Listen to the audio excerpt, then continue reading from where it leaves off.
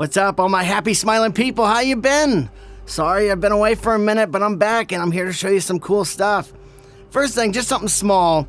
A Chinese company reached out to me and they 3D print follow focus rings for like your Nucleus Nano follow focus. Remember how I didn't like the follow focus rings that came with it?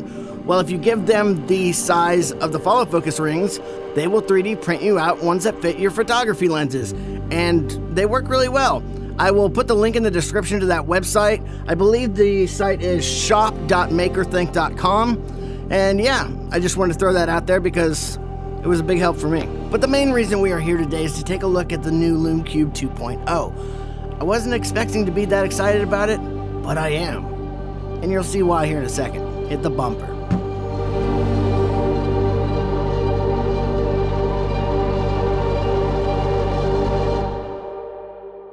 So Lume Cube is a company I'm starting to find very interesting with the small video lights they're putting out because you can tell they're a company that listens to its consumer base.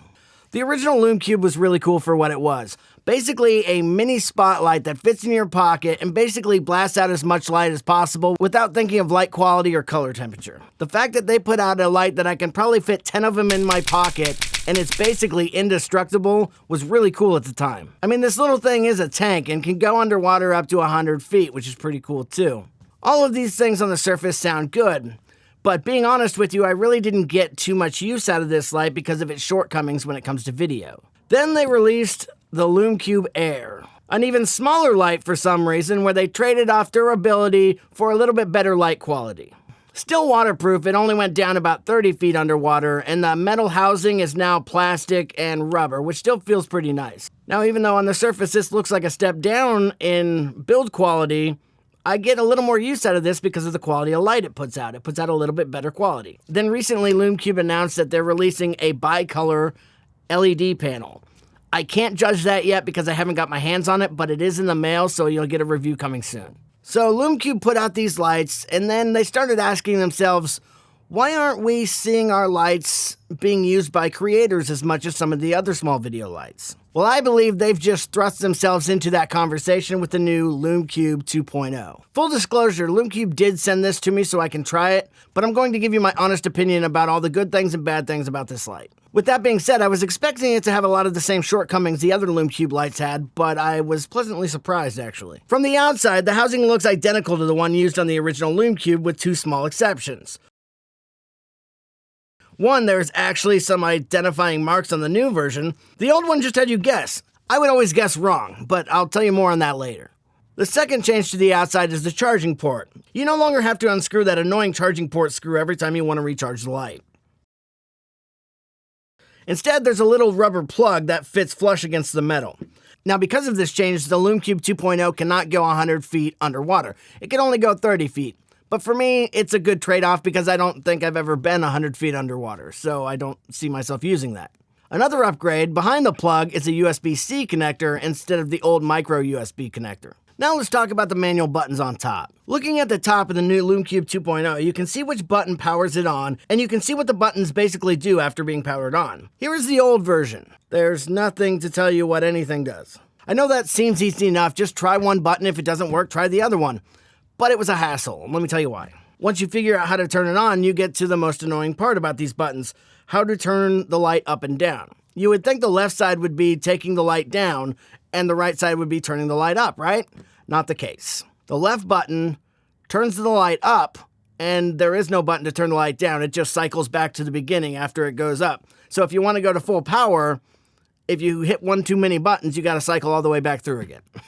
Believe me, I've done it 100,000 times. And the right button is just a trigger button of sorts, which I do like that function, but the new Lume Cube also has that function. Now let's take a look at the two front elements of these two lights. You can see that the front element looks very different from each other. This is the coolest part about this light to me because it actually has a beam angle of 80 degrees, while the other two only had beam angles of 60 degrees.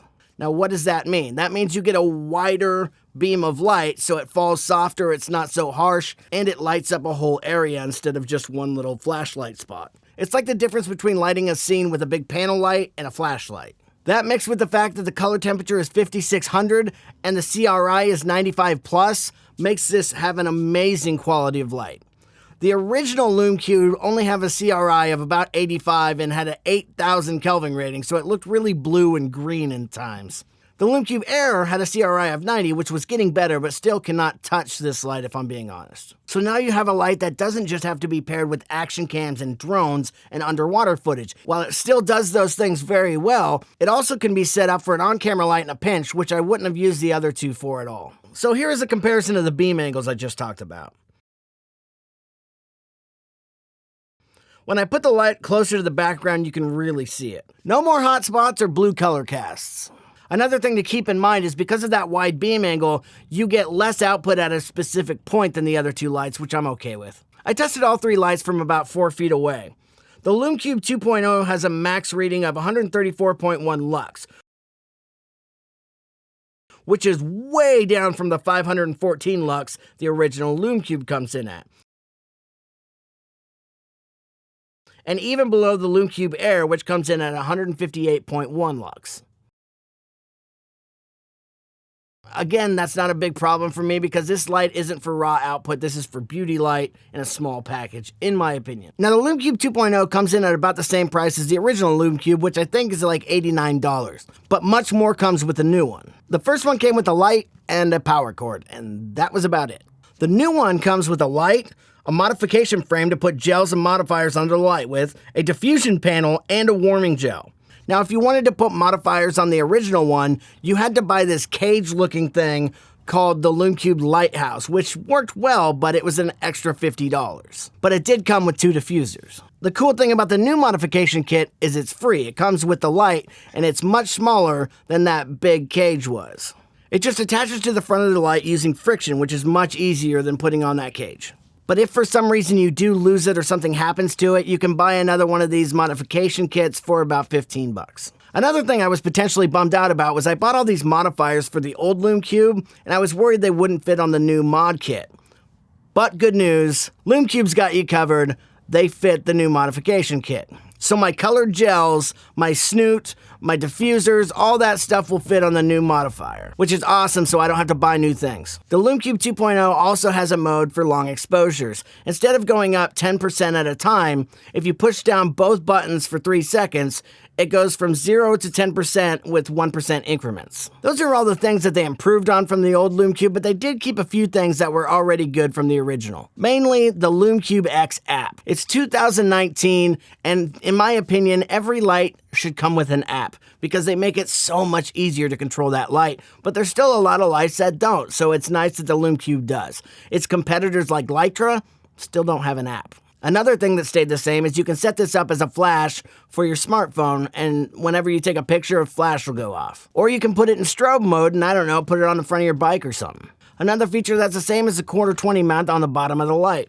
And the battery power seems to be about the same as well.